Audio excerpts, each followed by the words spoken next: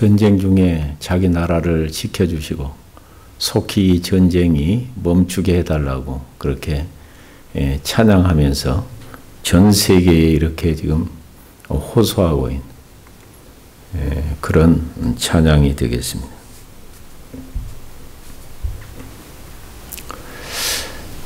한 중소기업 사장이 있었습니다.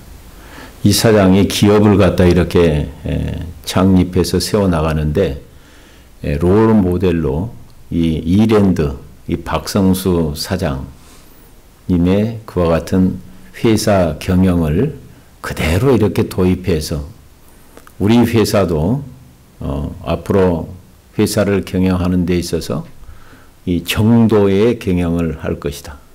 또 세금을 제대로 낼 것이다. 그리고 이익금을 또 선교사업, 이 사회의 복지에 그렇게 쓸 것이다.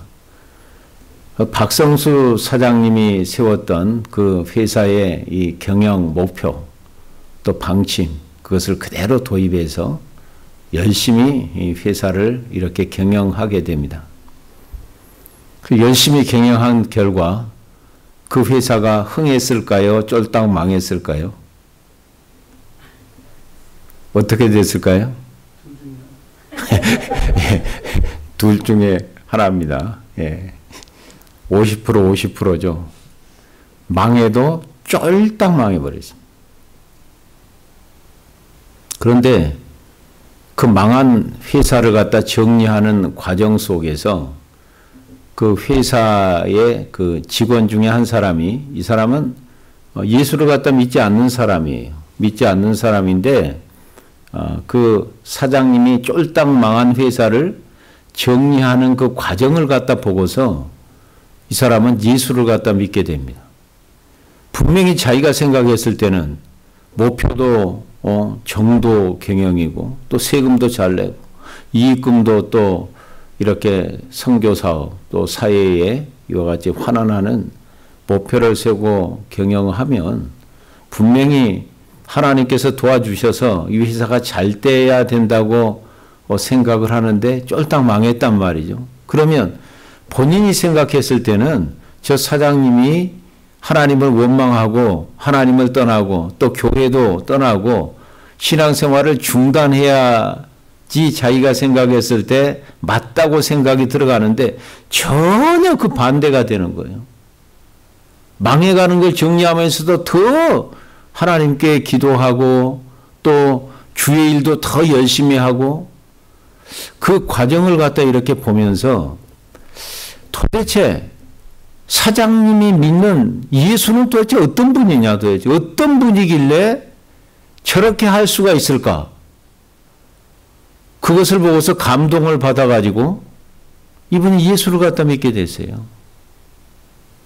그리고 회사가 일어났을까요? 쫄딱 망해서 없어졌을까요? 둘 중에 하나겠죠. 예, 그 회사가 마지막에는 또 일어나게 됩니다. 그 이전보다는 비교할 수 없을 정도로 회사가 번영을 하게 됩니다. 오늘 제가 여러분들에게 읽어드렸던 이와 같은 이 말씀을 보게 되면 오늘 여기에 나와 있는 하나님 뜻대로 순종하며 가장 하나님을 우선으로 또 그 비전을 품고 이렇게 했음에도 불구하고 왜 이런 어려움이 조금 어려움도 아니고 이 회사가 쫄딱 망했는가? 오늘 여기 아브라함을 한번 보세요. 자기가 원해서 지금 이 가나안 땅에 들어간 게 아니에요. 어디를 가려고 다 이렇게 사전 조사를 하고 내가 이제 어디 가서 사는 것이 참 좋겠다. 노후에 좋겠다. 이렇게 해서 선택해서 간 것이 아니에요. 하나님께서 나타나서 일방적으로 내가 네게 지시할 땅으로 가라. 그리고 그 하나님의 인도하심 따라서 그 말씀을 갖다 따라서 오늘 도착해 놓고 보니까 가나안 땅이에요. 그 가나안 땅인데 여기서 살아라. 하나님이 인도하신 땅이에요. 그리고 여기 와봤더니 우리가 창세기 12장 7절을 보게 되면 여호와께서 아브라함에게 나타나 이르시되 내가 이 땅을 내 자손에게 주리라 하신지라 자기에게 나타나신 여호와께 그가 그곳에서 제단을 쌓고 이 땅을 내 자손에게 주겠다는 겁니다. 여기서 살으라는 거예요. 그래서 와서 살려고 딱 봤더니 무슨 일이 벌어져 버렸냐? 10절을 보겠습니다. 10절. 그 땅에 기근이 들었으므로 아브라함이 애굽에 거류하려고 그리로 내려갔으니 이는 그 땅에 기근이 심하였습니다. 그 땅에 가나안 땅에 와봤더니 가나안 땅에 기근이 들었어요. 그런데 기근이 보통 기근이 아주 심한 기근이 들었다 이 말이죠. 자기가 봤을 때 여기서 있다가는 이 생명의 위협을 받겠다. 그리고 자기 혼자도 아니잖아요, 지금. 자기 딸리는 식구들이 다 있어요. 이 식구들은 도대체 어떻게 하느냐. 자기가 밥을 갖다 굶는 것은 괜찮은데 자식들이 이 배고픔을 배를 움켜쥐고 굶는 모습은 부모들이 못 보잖아요. 그래서 오늘 여기 보면 애굽으로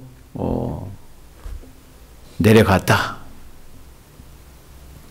하나님께서 인도하신 땅, 약속의 땅에도 오늘 기근이 올 수 있는가? 또 그것도 순종해서 말씀 따라서 한 발자국 한 발자국 산전수전 모든 어려움을 다 극복하고 도착했더니 이거는 뭐 적과 꿀이 흐르는 땅인 고사오고 가네. 도저히 지금 현실적으로 아무리 봐도 동서남북을 바라봐도 살 수 없을 정도의 그런 흉년이 들어버렸다는 거죠. 정말 그럴 수 있는가? 여러분은 어떻게 생각하십니까?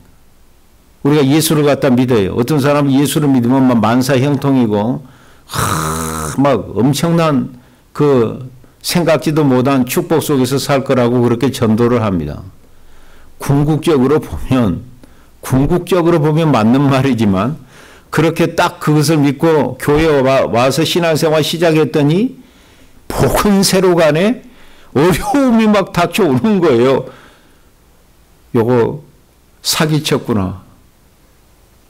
그래서 교회를 떠난 사람도 있어요. 지금까지도 안 돌아온 사람도 있어요. 또 예수를 갖다 믿는 데서 그치는 정도가 아니라 하나님 말씀에 순종해서 이제 예수님께 내 삶을 들여서 헌신해야 되겠다고 결단하고 그 주님을 섬김에도 불구하고 왜 거기에 꽃길만이 우리 앞에 놓여져야 되는데 그렇게 되면 성경에도 나와 있는 것처럼 머리가 되고 꼬리가 되지 아니하고 뭐 원수가 한 길로 왔다 7길로 물러가고 구워줄지냐 꾸지 아니하고 뭐 떡반죽 그릇이 복을 받고 야 아니 그래야 되잖아요. 성경 약속한 대로 순종한 자들에게 이런 하나님께서 복을 주신다고 했으니까 이런 게 와야 되는데 왜 하는 일마다 꼬이고 형통이 아니라 불통이고 집안에 우환이 생기고 질병이 다가오고 그것도 예를 들어서 어떤 고난은 참 인간의 힘으로는 감당하기 힘든 그런 이 시련이 이렇게 다가오게 되고 하나면 괜찮은데 이것이 또 2개, 3개 고난이 아까 저 찬송 복음송가에도 보면 고난이 겹친다고 그러잖아요. 겹친 것도 괜찮은데 그 다음에 또 쓰나미로 그냥 완전히 그럴 수 있는가? 여러분은 어떻게 생각하십니까? 우리는 이미 신앙생활을 통하여 경험했어요. 예수?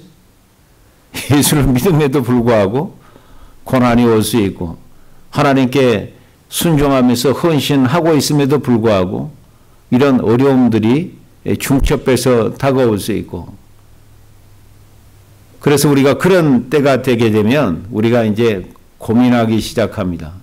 과연 예수를 갖다 믿을 것인가 말 것인가 교회를 다닐 것인가 말 것인가 그래도 하나님을 우리가 섬겨야 되는가 참 고민을 하게 되죠. 오늘 아브라함도 이렇게 마찬가지입니다. 자, 이런 일이 닥쳤을 때 여러분의 입장이, 여러분이 그런 일을 한번 당했다고 생각해 봐요. 오늘 아브라함이요, 살 길을 찾아요. 하나님의 뜻인가 아닌가는 별 상관이 없어. 이제는 앞에 닥친 이 시련을 어떻게 하든 이걸 갖다 모면해야 되겠다. 살 길을 찾아야 되겠다. 목구멍이 포도청이라고. 그래서 사실 우리가 가장 지금 우리 이 세상 살아가면서 중요한 문제가 뭐예요? 먹고 사는 문제잖아요. 먹고 사는 문제. 참 중요해요. 먹고 사는 문제가 이것이 브레이크가 걸려져 버리고 이것이 문제가 생기게 되면 여기에서 이걸 갖다 이런 상태 속에서라도 자유롭게 평강 가운데서 계속해서 하나님을 잘 섬기고 우리 신앙생활을 그대로 이렇게 전보다 더 열심히 할 수 있는 사람이 있을까? 왜 아브라함은 말씀 따라서 이렇게 여기까지 잘 와놓고 왜 갑자기 그런 어려움이 있다고 해서 하나님께서 지금 가나안 땅에 여기 정착하여서 살으라고 인도했음에도 불구하고 왜 하나님이 없는 땅 애굽으로 이렇게 내려갔을까? 믿음의 조상임에도 불구하고.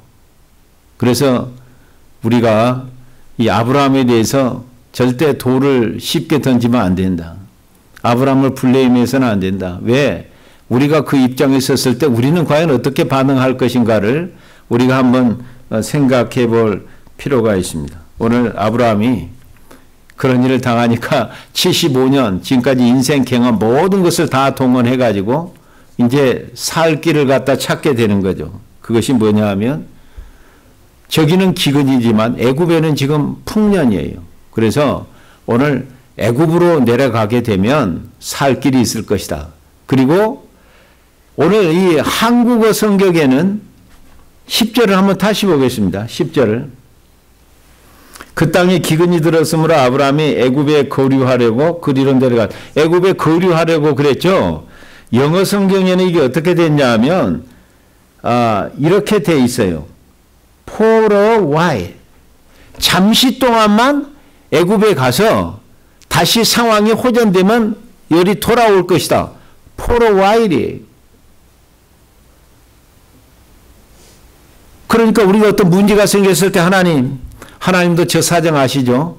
이제 하나님 믿고 섬기는 것 잠깐 제가 체크두고 제가 있는 이 문제 해결은 다음에 그 다음에 잠시 또다시 얼른 돌아와서 우리가 믿음 생활도 하고 예배 생활도 하고 하나님을 갖다 이렇게 잘 섬기겠습니다.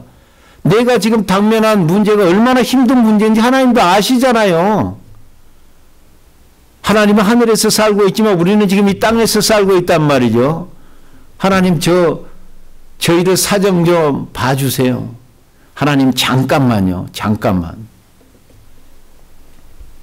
여기 포로 와일이에요. 그리고 내려갔다가 다시 돌아와서 가나안 땅에 살겠다고 그런 마음을 작정하고 애굽행을 결행을 하게 됩니다. 우리가 당하는 고난을 보게 되면 우리가 이 징계적 고난이라는 게 있어요.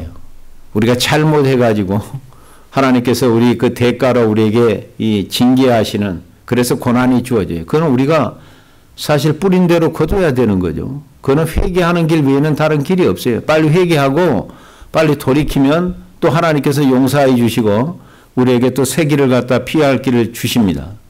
또 하나는 연단을 위한 고난이 있어요. 연단.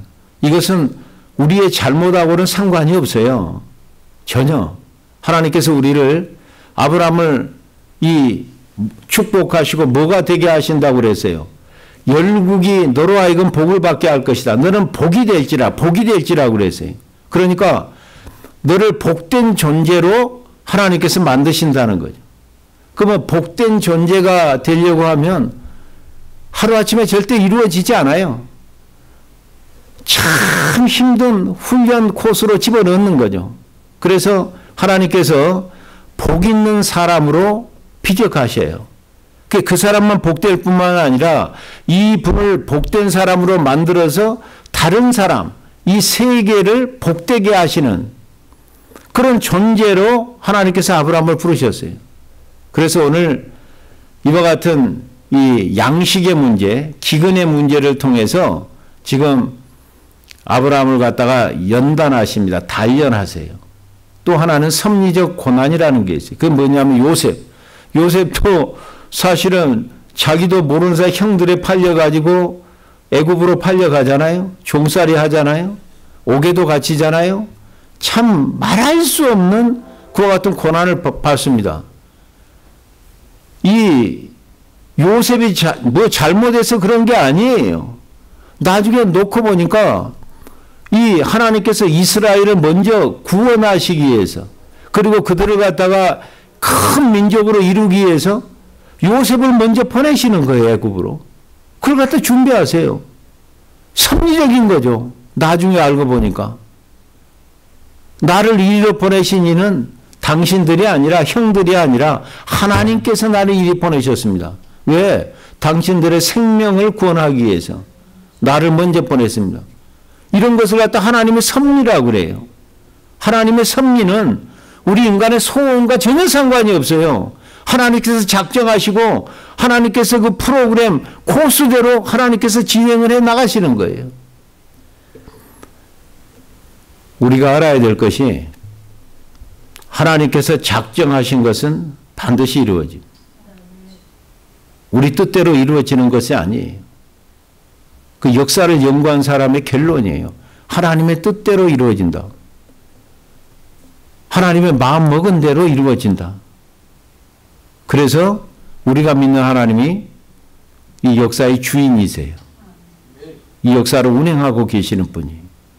그 우리는 마음에 들든 안 들든 간에 어쨌든 그분이 인도하는 대로 맞춰갈 수밖에 없어요. 그게 최고의 길이에요. 거기서 어긋나 버리게 되면 문제가 생기는 거죠. 그래서 오늘 아브라함이 내가 살아야 하나님도 있고 뭐 다 있는 거지. 교회도 있고 뭐 공동체도 있고, 내가 잘 때야 그 다음에 무슨 뭐 교회도 있고 다 뭐 하나님 일도 하고 그러지. 내가 이 모양 이 꼴이 돼가지고 어떻게 하느냐. 우리 똑같아요. 우리하고 하는 것이. 일단 내가 잘 때야 그래야 하나님도 잘 섬기고 교회도 섬기고 뭐 선교도 하고 또 뭐 구제도 하고 다 할 수 있지. 내 꼴이 이래가지고 할 수 있는 게 아무것도 없잖아요. 그리고 하나님 조금만 잠깐 신뢰하겠어요. 잠깐만. For a while. 자, 이 순간이 어떤 순간이에요? 그러면 왜 아브라함이 가나안에 살아야 되고 왜 애굽으로 가면 왜 안 되나? 성경에 애굽으로 갈 때가 있잖아요. 예수님도 날 때부터 2살 이하로 다 죽이니까 태어나자마자 애굽으로 피신을 가요. 또 요셉도 지금 애굽으로 내려가잖아요. 그래서 자기 민족을 구원을 해요. 여기는 전혀 문제될 것이 없어요. 그러면 왜 아브라함이 왜 문제가 됩니까? 애굽으로 내려간 것이. 왜 가나안하고 애굽은 뭐예요 도대체? 가나안은 여기는요 무슨 강도 없어요. 호수도 없고 하나님께서 하늘에서 비 내려주지 아니하면 살 수 없는 것이에요. 가나안 땅은 뭐 사나 죽으나 저 하늘을 바라봐야 돼요. 하나님 없이는 안 되는 곳이에요. 하나님을 의지할 수밖에 없어요. 하나님의 도움이 있어야 생존이 가능한 곳이에요. 그런데 애굽은 나일강이 있어갖고 이게 젖줄이 있어서요. 비가 오든지 안 오든지 여기서 항상 물이 풍성하기 때문에 곡창지대예요. 양식도 잘 되고. 그러니까 애굽은 하나님 없이도 사는 땅이에요. 하나님 없이도. 자기들 마음대로 이렇게 살 수 있고 심지어는 자기들이 그렇게 잘 사는 것이 뭐냐 하면 우상. 자기들이 섬기는 우상이 자기들에게 이 복을 주기 때문에 이렇게 잘 산다고 생각하는 그 나라가 바로 애굽이에요. 하나님 없이 사는 곳. 하나님 없이도 잘 사는 곳. 그런데 가나안은 하나님 없이는 못 사는 곳. 그럼 우리가 가만히 봤을 때 아니 애굽이 가나안 땅 같고 애굽이 예를 들어서 이 가나안은 너무 살기 힘든 곳이고 애굽은 젖과 꿀이 흐르는 곳이 오히려 애굽인 것 같고 세상적인 관점으로 이렇게 볼 것 같으면 그래서 사람들이 예수를 갖다 믿게 될 때 왜 저 사람들 하나님도 믿지 않는데 왜 저렇게 잘 사나? 왜 저렇게 어려움도 없고 왜 저렇게 여유 있게 즐기면서 잘 사나? 우리는 예수를 갖다 믿는데 이렇게 힘들고 고달프고 또 거기다가 뭐 원치도 않은 막 고난까지 이렇게 타고 오고 하면 과연 이게 진짜 회의가 생기고 또 실족할 수 있을 뻔한 그런 상황에도 들어가는 거예요. 그 성경은 악인의 형통을 부러워하지 말라. 악인의 형통을. 그 종말을 봐야 된다. 일시적으로 번영하는 것은 템퍼러리. 그 세상에 즐거움과 낙이 있어요. 잠시 죄악의 낙이라고 그러죠. 그러니까 낙이라고 하는 것도 잠시고 번영도 잠시예요. 우리 신앙인들은 그 삶의 종말을 갖다가 이렇게 보고 종말을 알고 오늘을 살아가는 사람이 신앙인이에요. 그래서 우선 과정 속에서 뭐 잘 되고 못 되고 그런 것에 일희일비하지 않아요. 거기서 울고 웃고 하지 않아요. 왜? 우리는 종말을 보장받고 오늘을 사는 사람이에요. 이것이 믿음이에요. 이 믿음이 없으면 우리도 아브라함처럼 우리가 환경에 따라서 상황에 따라서 우리가 변하고 이리 갔다 저리 갔다 정함이 없이 두 마음을 품고 육체는 교회를 갖다 이렇게 출석하고 있을지 몰라도 벌써 마음은 교회를 떠나버리고 믿음을 떠나버리고 신앙을 갖다 떠나버리는 그런 상태로 왔다 갔다 하면서 교회에서는 주님을 찬양하고 주인이라고 높이고 삶은 자기 마음대로 자기 뜻대로 살아가는 거죠. 우리가 믿음으로 구원을 받았어요. 믿음으로. 그러면 구원받은 다음에 이 믿음을 가지고 우리의 매일 일상생활을 믿음으로 살으라는 거예요. 이게 진짜 믿음이에요. 우리가 정말 구원에 이르는 믿음을 가진 사람은 어디에서 그 열매가 나타나고 증거가 나타나냐? 일상생활 속에서. 일상생활 속에서. 반드시 증거가 나타나게 돼 있어요. 그래서 성경은 죄가 뭐냐? 우리 신앙에 있어서 죄하고 세상 사람들이 도덕적, 윤리적 죄하고 우리가 이제 관점이 틀린 사람들이에요. 가장 큰 죄는 하나님을 믿지 않는 죄. 가장 커요. 또 죄가 뭐냐? 믿음으로 행하지 않는 것, 믿음으로 살지 않는 것이 죄다 그러죠. 세상 사람들은 이해가 안 돼요. 이것이 얼마나 하나님께서 싫어하시는가. 그래 도덕적인 윤리적인 뭐 간음이고 무슨 살인이고 우리가 남을 속이고 하는 이런 것을 엄청나게 크게 생각하는데 하나님을 믿는다고 하면서도 가장 큰 죄는 하나님을 무시하는 죄가 가장 큰 거예요. 예수를 믿으면서도 예수님을 무시하고 살아요. 하나님의 말씀을 들으면서도 말씀을 무시하고 살아버려요. 말씀을 버려버려요. 이것이 하나님 보시기에는 가장 큰 죄예요. 우리 예수 믿는 사람들이 이것을 가장 큰 죄로 생각할 수 있어야 됩니다. 먹는 문제, 그러니까 뭐 그까짓 거 하루 밥 세 끼 먹으면 되지. 하루 밥 세 끼 먹으면 되지 하면 문제될 게 하나도 없어요, 사실은. 입을 것과 먹을 것이 있는지 족한 줄 알아 성경은 그랬잖아요.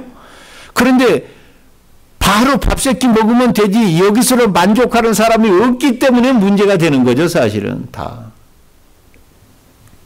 먹는 문제는 잠 문제도 걸려 있고 직업 문제도 걸려 있고 직장 문제도 걸려 있고 뭐 비즈니스도 있고 전부 다 이게 뭐냐면 먹는 문제예요. 인류가 아담과 하와가 범죄함으로 말미암아서 그 난 자녀들이 가인과 아벨이에요.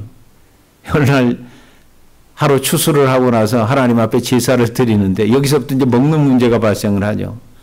아벨은 하나님이 먼저예요. 그래서 이 모든 이와 같이 먹는 거 물질을 하나님이 주셨다. 그러니까 하나님이 첫 새끼를 구별해 가지고 하나님 앞에 제사 드릴 때 이렇게 드리잖아요. 그런데 가인은 지가 실컷 먹고 쓰다 남은 걸 가지고 거기서 하나님 앞에 드려요. 자, 여러분 보세요. 이거 먹는 문제잖아요. 나를 먹게 하시는 분이 하나님이니까 하나님께 가장 첫 번째 먹게 하신 분, 이 물질의 주인, 나를 살게 하시고 생활하게 하신 그분의 이 잡을 갖고 이렇게 하는 그분이 하나님이다. 그래서 그분한테 구별의 첫 번째 걸 드리는 거예요. 먹는 문제죠. 가인은 실패했어요. 아벨은 믿음으로 하나님 앞에 제사를 했다고 그랬어요. 믿음으로. 믿음으로. 그러니까 먹고 사는 것이 하나님 때문에 먹고 삽니다. 내가 일해서 먹고 사는 것이 이게 믿음의 고백이잖아요. 또 족보 한번 내려와 보세요. 이 에서와 야곱이 있어요. 그 야곱은 지령이고 목적 달성을 해서 수단과 방법을 가리지 않는 야곱인데 참 이게 또 거짓말도 그냥 뭐 순간 딱 하면 그냥 속여서라도 자기 원하는 것을 달성한 사람이 야곱이에요. 에서는 또 사냥꾼이고 그런데 에서는 막 사냥해갖고 그 좋은 거 별미 그 아버지한테도 대접하고 그러니까 이 맛있는 사냥꾼이죠 사실. 그 육신의 그와 같은 것이 우선이에요. 이 에서는.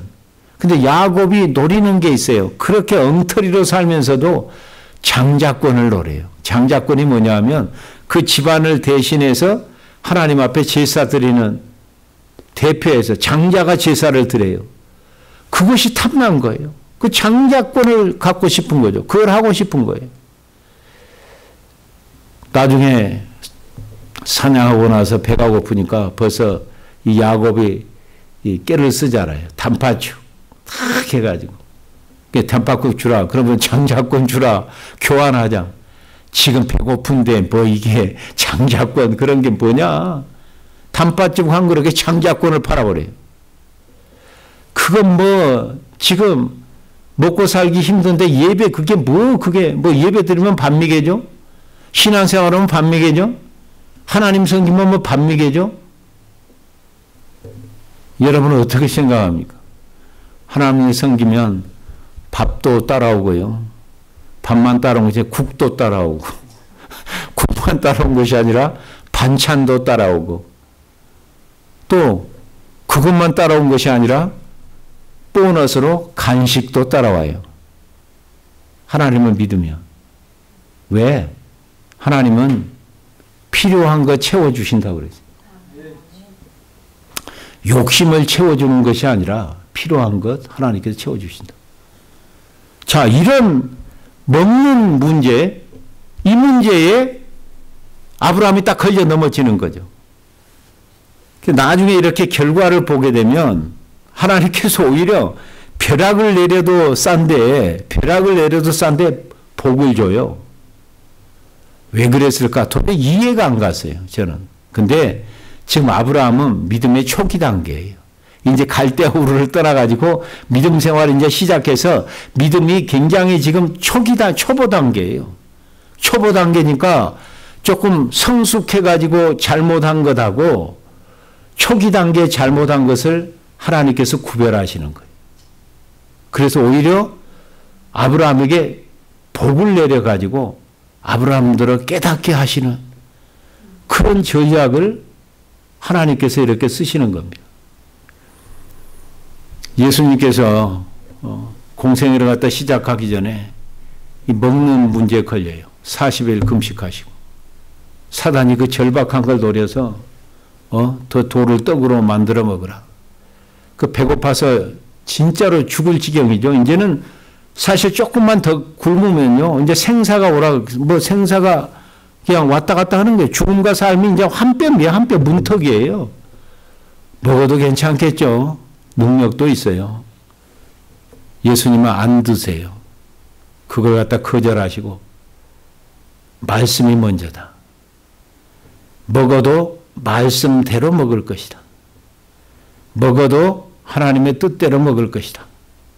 내가 직장 생활을 해도 하나님의 뜻대로 내가 직장 생활을 할 것이다. 지금 그런 얘기를 하고 예수님은 승리하십니다.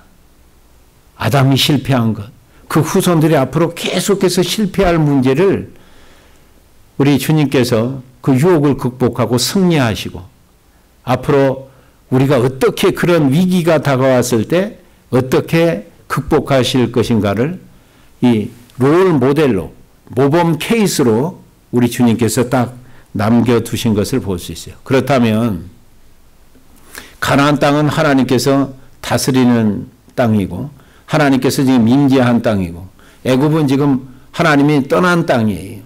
그런데 바로 아브라함이 이와 같이 기근 때문에 양식 때문에 사흘 굶어서 담 안 넘는 사람 없다고 할 정도로 우리 다 이해할 수 있어요. 그래서 애굽으로 내려가는데 애굽으로 내려가는 순간에 잘 하셔야 돼요. 애굽으로 내려가려면 가나안을 등져야 돼요. 가나안을 등진다고 하는 것은 하나님을 등진다는 것이고 가나안을 등진다고 하는 것은 하나님의 말씀을 갖다 등진다고 하는 것이. 희한하게요. 우리 하나님을 위의 태양이라고 그래요. 위의 태양. 그러면 여러분 태양을 향해서 딱 한번 서보세요. 그림자가 뒤로 물러가요. 그러면 태양을 딱 등져보세요. 그림자가 앞에 들어와요. 자, 하나님을 등지고 가나안을 등지고 하나님의 임재와 하나님의 말씀을 등지는 이 순간에 이 육적인 기근하고는 비교할 수 없는 영적인 기근이 기다리고 있는 거예요. 그 앞에 갖가지 지금 이제 어두운 그림자가 애굽으로 내려가는 앞에 지금 드려지는 거죠. 오늘 지금 그것이 그대로 여기에 기록되어 있어요. 그래서 우리 주님께서 우리에게 어떤 기근을 주시고 우리에게 어떤 시련과 고난을 갖다 주시는 이유 중에 하나가 이 고난을 통해서 우리를 연단하는 그것도 있지만 또 다른 측면으로 보면 동전양면도 같이 인간이 얼마나 연약한가, 인간이 얼마나 부족하고 얼마나 무지하고 하는가를 이 고난을 통해서 인간의 본래의 모습을 드러내세요.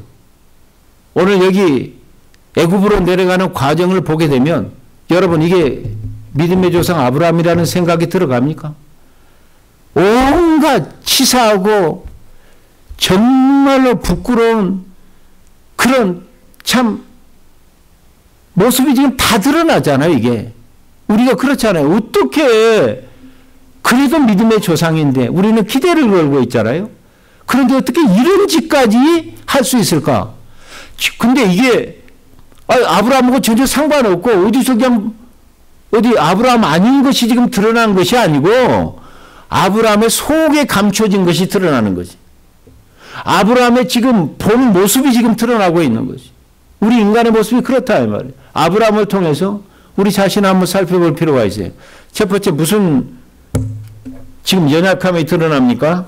12절 11절 12절 우리 읽어보겠습니다. 그가 애굽에 가까이 이르렀을 때 그의 아내 사레에게 말하되 내가 알기에 그대는 아리따운 여인이라 애굽 사람이 그대를 볼 때 이르기를 이는 그의 아내라 하여 나는 죽이고 그대는 살리리니. 아이고. 그러니까 아리따운 아내를 두면 상당히 부담이 될 것 같아요. 왜냐하면 유지비도 많이 들어가고 또 막 이렇게 찝적대는 사람들이 많으니까 또 굉장히 또 신경 써야 되잖아요. 이게 또 뭐 일하다가도 빨리 이것도 어떻게 잘 지내고 있나 이렇게 점검도 해야 되고.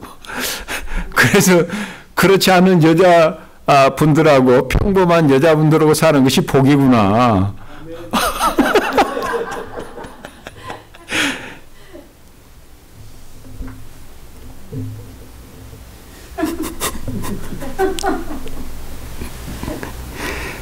지금 이게 아내가 지금 굉장히 미인이었어요.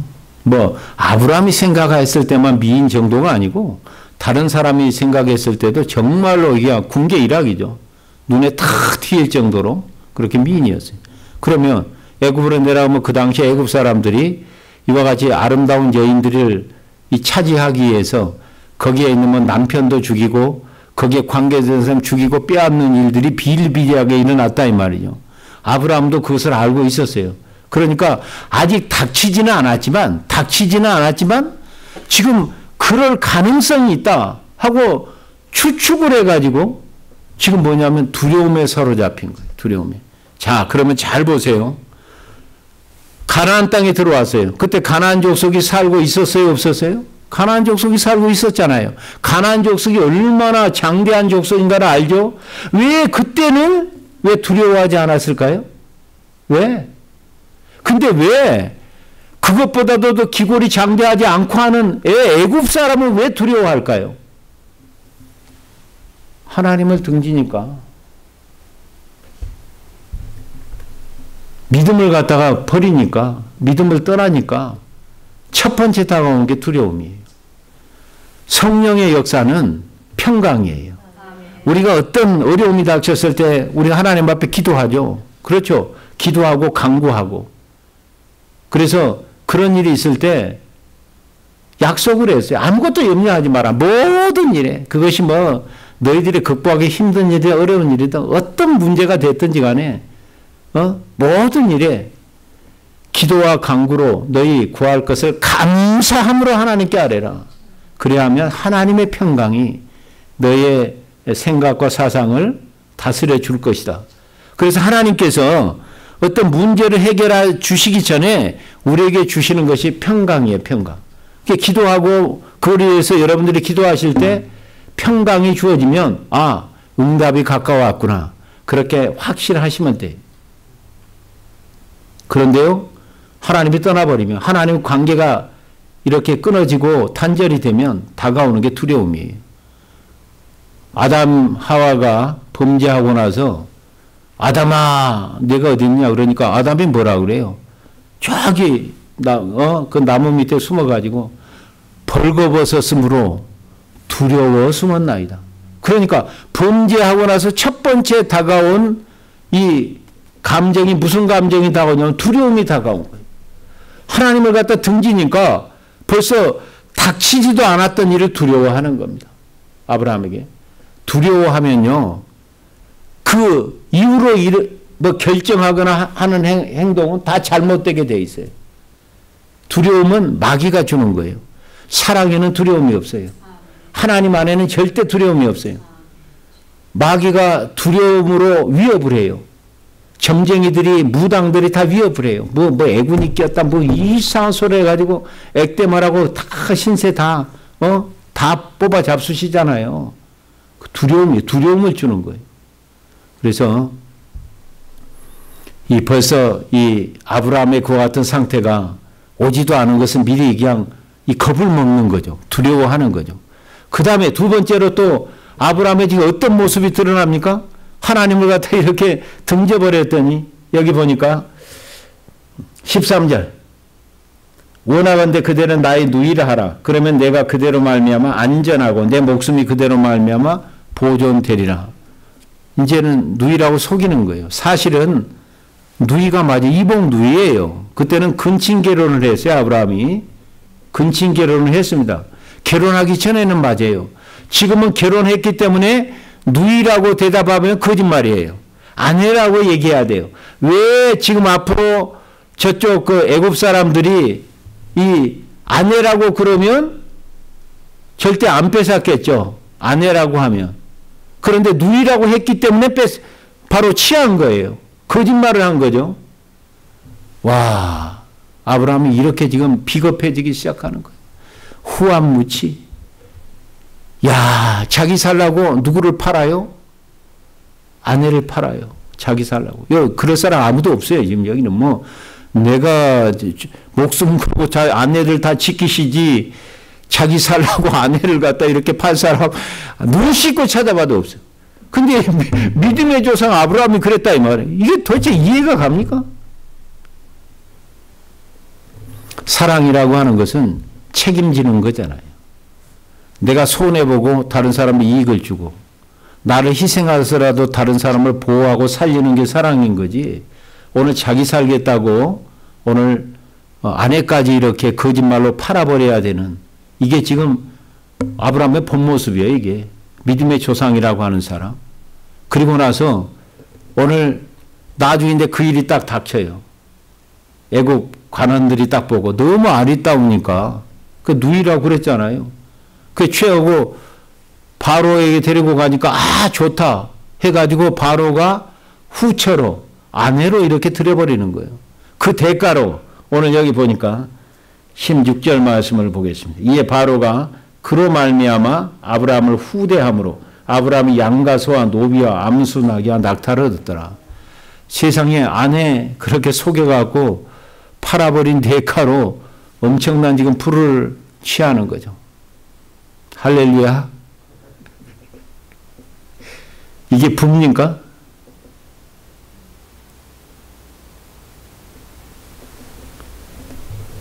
아니, 이 순간부터 아브라함이 잠을 못 잤을 것 같아요.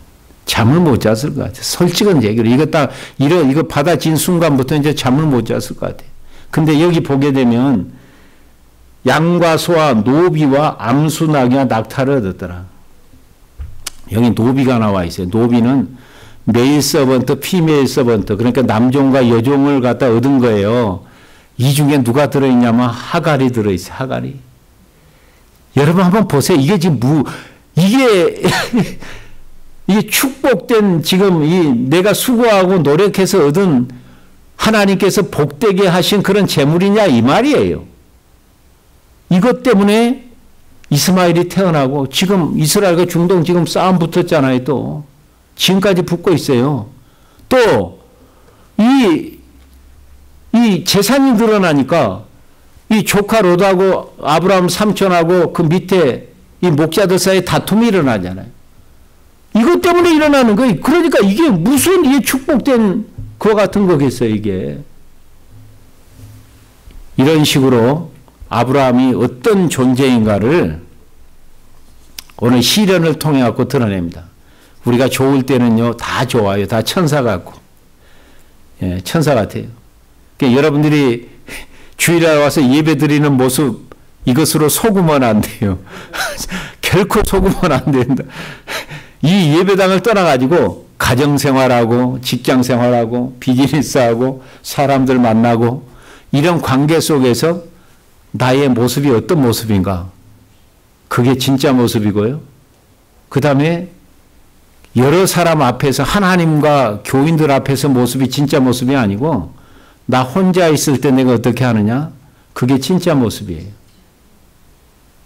내가 잘 될 때 모습, 그거 진짜 모습 아니에요. 내가 시련을 당하고 어려움을 당할 때 그때 내가 어떻게 대처하느냐 그게 보게 되면 그게 나의 본 모습이 이렇게 드러나는 거죠. 우리 아브라함이 어떤 사람인가 믿음의 조상으로 세운다는 약속은 받았지만 아직도 그 수준에 이르지 못했어요. 그래 하나님께서 이와 같은 연단을 통해서 이 열국의 아비로 이 열국의 복을 갖다 끼칠 수 있는 영향력을 끼칠 수 있는 인물로 빚어가시는 거죠.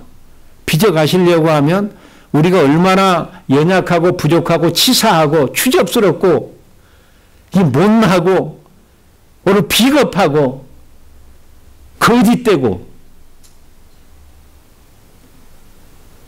하는 그런 모습들 이걸 드러내서 더 이상 너 자신을 의지하지 말고 하나님만 의지해야 된다. 이렇게 우리를 훈련시켜 나가는 것을 볼 수 있습니다. 하나님께서 왜 약속의 땅임에도 불구하고 하나님의 말씀 따라 걸어왔음에도 불구하고 왜 거기에 기근이 있고 고난이 있냐? Yes, 약속의 땅에도 고난이 옵니다. 하나님의 말씀 따라 가는 길에도 고난이 옵니다. 고난 정도가 작은 고난이 아니라 오늘 기근이 심한 것처럼 정말 심한 기근도 오고 또 때로는 살 소망까지 끊어져 버리는 그런 고난도 거기에 오게 됩니다. 그것은 우리를 하나님께서 고통에 몰아넣고 수고하도록 하기 위해서가 아니라 생명과 평안과 장래의 소망을 주시기 위해서 우리로 하여금 일꾼다운 일꾼, 하나님의 자녀다운 자녀, 그와 같은 수준으로 우리를 빚어가시기 위해서. 그러면 아브라함이 이와 같은 가나안 땅에 심한 기근이 있음에도 불구하고 생명의 위협을 받고 있음에도 불구하고 여기 머물렀더라면 무슨 일이 벌어졌을까요? 하나님께서 반드시 역전시키셨을 것입니다. 그걸 못 기다리는 거예요. 그래서 그걸 인간적인 께로 벗어나려고 하다가 그 엄청난 어려움과 육체적인 기근과 흉년과는 비교할 수 없는 영적인 그와 같은 기근 속으로 지금 아브라함이 빠져 들어가고 있는 것을 볼 수 있습니다. 오늘 저희들이 특송을 뭘 불렀죠? 특송을 뭘 불렀어요? 주님이여 이 손을. 또 우리 우크라이나 천사 합창단의 이와 같은 찬양을 들었습니다. 이 찬양이 어떻게 탄생한가를 알게 되면 우리가 지금까지 불렀던 그와 같은 것보다는 더 이 의미를 깊이 느끼면서 부를 수 있는 그와 같은 찬양이에요. 이 찬양을 누가 썼냐 하면 토마스 앤드류 도롯이라고 하는 분이 이 찬양을 쓰게 됩니다. 도롯이, 우리가 도롯이라고 그러니까 도르세이, 또 어떤 사람은 도시, 이제 영어를 막 그렇게 다르게 읽어요. 어쨌든 도르세이, 도롯입니다. 이분은 이 목사님 가정에서 태어났어요. 아버님은 목사님이고 어머님은 피아노 교사였어요. 그래서 어렸을 때부터 굉장히 음악적인 재능이 있어가지고 재즈 음악을 갖다가 어려서 작곡해갖고 이거를 갖다가 막 엄청난 영향력을 끼쳤던 사람이에요. 그런데 세상 음악에 이렇게 빠져 있다가 어떤 계기가 돼서 신앙으로 돌아오게 됩니다. 그리고 필그림 교회라고 하는 침례교회에서 40년 동안 이 사람이 성가 대장으로 또 뭐 작곡가로 해서 1000여 곡 이상의 그와 같은 작곡을 하게 되고, 우리가 지금 이것을 무슨 송이라고 합니까? 가스펠송이라고 그래요. 가스펠송이라는 단어를 쓰신 분이 이분이에요. 그러니까 이분이 가스펠송의 아버지예요, 아버지. 지금 우리 지금 계속해서 가스펠송 지금 부르고 있잖아요. 그것이 아버지다. 이 찬양은 마르틴 루터 킹 목사님이 암살당하기 전에 불렀던 이 찬양을 불렀습니다. 장례식 때 보통 우리가 어메이징 그레이스를 하는데 이 곡으로 대체가 됐어요. 주님이여 이 손을. 그 마르틴 루터 킹 목사님의 장례식 때 또 불렀던 노래고요. 또 그 유명한 엘비스 프레슬리가 이걸 불러가지고 이제 완전히 전 세계적으로 막 그때 40개, 50개국으로 막 번역이 돼가지고 이렇게 불러졌던 노래입니다. 이분이 회심을 하고 나서 이제는 막 부흥 집회 다니면서 막 찬양 집회를 갖다 인도하고 엄청난 은혜를 갖다 끼치는데 자기 와이프가 해산을 앞두고 있었어요. 해산을. 그런데 지금 몸이 약해가지고 해산할 때 지금 어떤 일이 벌어질지 모르는 상태 속에서 부흥 집회 초청을 받아요. 그 5시간 떨어져 있는 곳에 약속을 하고 이렇게 갑니다. 갈 때도 불안해요. 왜냐하면 아내가 지금 출산을 앞두고 있기 때문에 그 건강도 안 좋은 상태 속에서 그러면 무슨 일 생기면 내가 빨리 5시간이니까 빨리 오면 되지 하고 부흥 집회를 갖다 인도합니다. 하나님 일을 먼저 하면 하나님께서 지켜주시고 돌봐주신다고 했으니까 또 자기는 나름대로 믿음에 또 배짱이 있어가지고 또 이렇게 해요. 그런데 부흥 집회 도중에 지금 출산을 하는 도중에 어름을 당했다는 소식이 들려와요. 바로 마치고 달려와 보니까 아내는 벌써 세상을 뜹니다. 세상을 떠버렸어요. 태어난 아이가 이틀 후에 또 세상을 떠요. 그래서 장례식을 쌍장을 치러요. 자기 엄마하고 태어난 아이하고 같이 장례식을 갖다 치릅니다. 여기서 이제 이 회의가 생겨버렸어요. 하나님, 이럴 수가 있습니까? 지금 내가 뭐하러 갔습니까? 내가 지금 부흥에 인도하러 찬양 집회해서 그와 같이 복음도 증거하고 간증해서 그 일하러 갔는데 하나님이 약속대로 좀 지켜주시지, 좀 더해줘가지고 좀 이렇게 출산 잘하게 해주시지. 도대체 이게 뭡니까? 오늘 저기 한 대로 말씀대로 순종했는데도 고난이 옵니까? Yes, no? Yes. 이 고난도 보통 고난이 아닌 고난이 와버린 거예요. 어느 정도 떠나버렸어요. 하나님을 떠나버렸어요, 이 사람이. 이런 하나님 내가 어떻게 앞으로 믿을 수가 있느냐? 너무 힘들고 고통스러워가지고. 그런데 자기 친구가 교사였는데 학교로 이 도르세이를 갖다 초청을 합니다. 그 학교로 혼자 그냥 통곡을 하고 그냥 방황을 하다가 친구로 초청해서 그 학교를 갔는데 그날 눈이 딱 내리는데 운동장을 딱 바라보니까 무슨 글씨가 딱 새겨지냐 하면 Take my hand, precious Lord. 그 운동장에 Take my hand, precious Lord라고 하는 그게 딱 새겨지는 거예요. 그러니까 바로 그 즉시에서 이 양반이 음악에 재질이 있다고 그랬잖아요. 작곡 작사해 갖고 온 것이 오늘 Take my hand, precious Lord.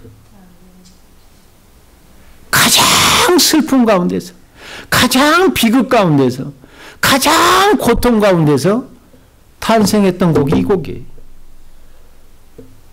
미국 대통령도 자기 장례식 때 이 곡을 불러주라 한 대통령이 있어요.